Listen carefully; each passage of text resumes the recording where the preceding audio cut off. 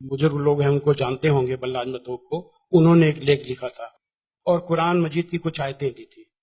तो वो आयतें देखने के लिए कि अब क्या वास्तव में सही है कि नहीं, मैं इलाहाबाद में एक दुकान में गया और मौलाना फतेह मोहम्मद खान साहिब जालंधरी और मौलाना अब्दुल पारिक साहब की हिंदी का अनुवाद ले आया और उसमें हमने देखा तो वो कुरान मजीद की वो आयत वैसे ही मौजूद थी।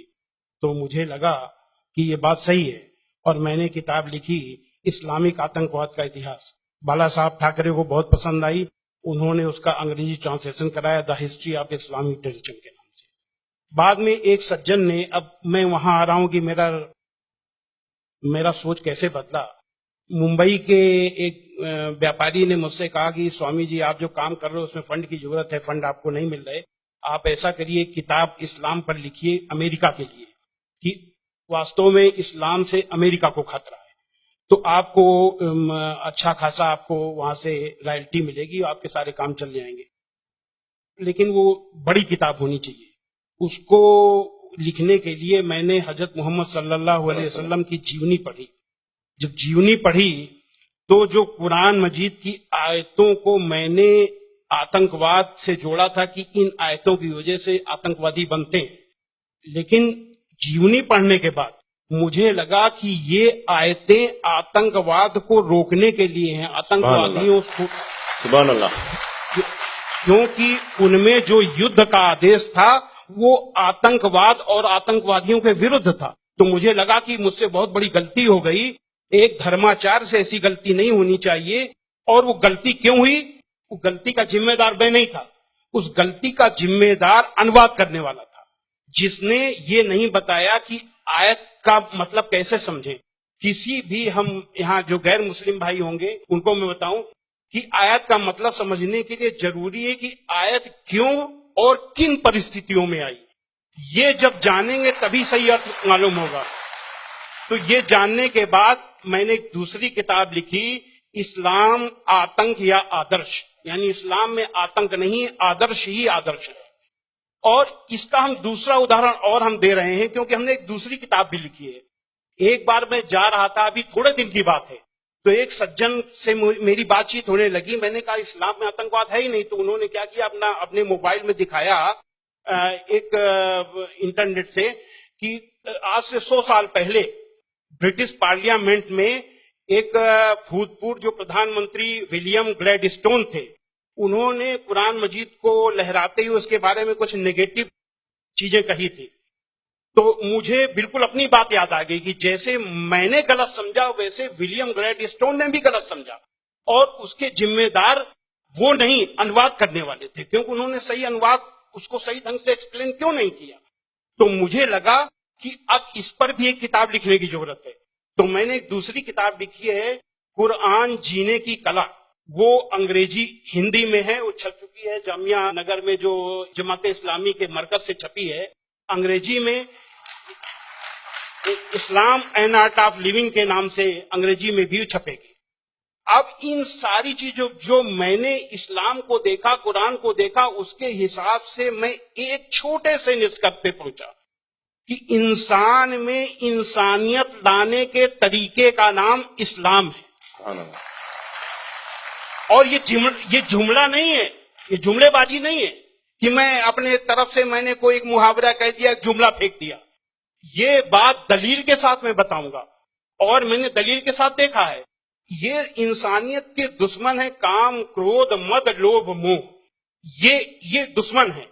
और कुरान मजीद में इन सब के लिए बहुत ही बड़ी बुराई बताया गया है और रोक लगाई गई है। पहले एक चीज हम काम को ले लेते हैं।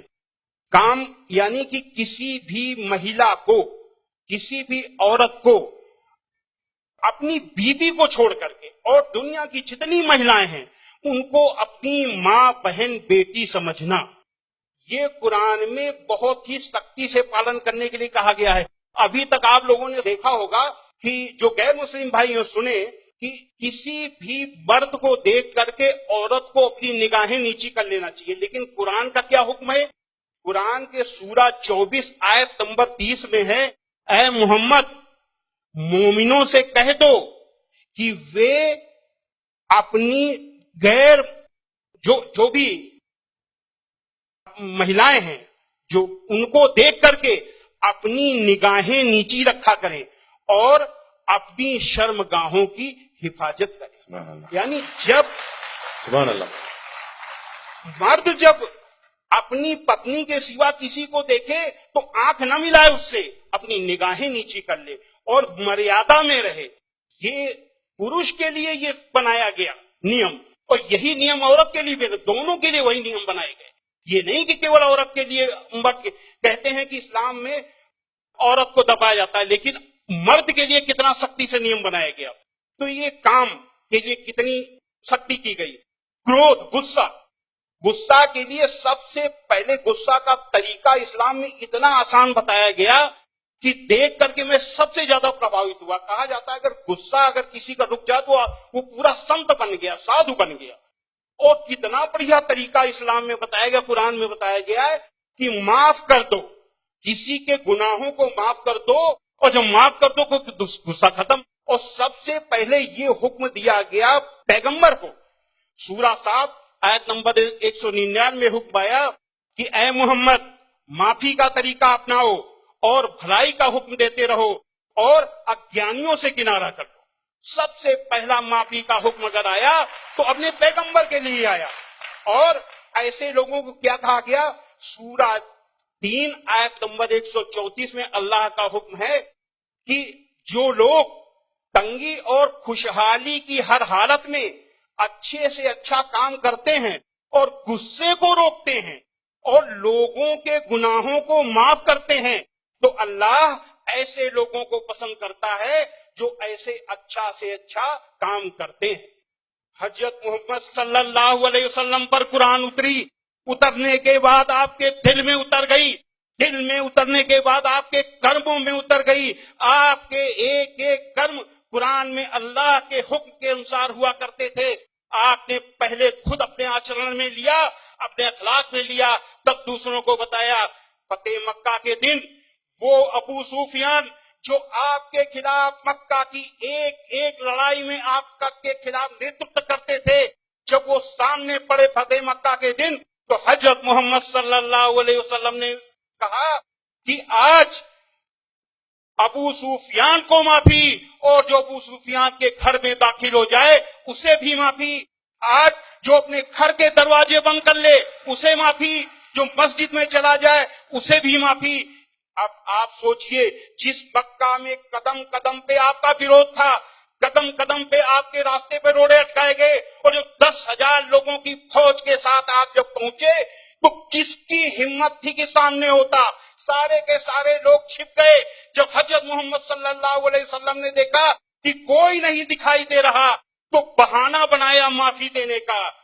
ये बहाना क्या बनाया कि जो यहाँ चला चुप जाए उसे माफी, जो वहां चुप जाए उसे माफी, जो वहां चुप जाए उसे भी माफी। यानी किसी न किसी बहाने सबको माफी, माफी, माफी और माफी। माशाल्लाह। स्वामी जी, आपको रोकना मेरे दिल में क्या है, ख्वाहिश तो नहीं है, मगर मैं पैनल डिस्कशन कंडक्ट कर रहा हूं अभी, इसलिए आपसे एक सवाल भी मैं करूंगा। मैं समझ रहा हूं आपके जो रिसर्च बहुत डीप है, फिर भी एक सवाल मैं आपसे पूछना चाहूंगा।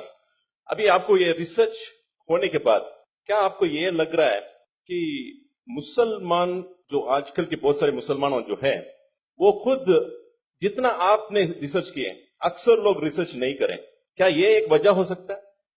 मेरे हिसाब से मैंने जो भी मसाइल यानी समस्याएं दुनिया में देखी हैं, उन सारी समस्याओं का पॉजिटिव हल कुरान मजीद में मौजूद है। बस देखने की जरूरत है।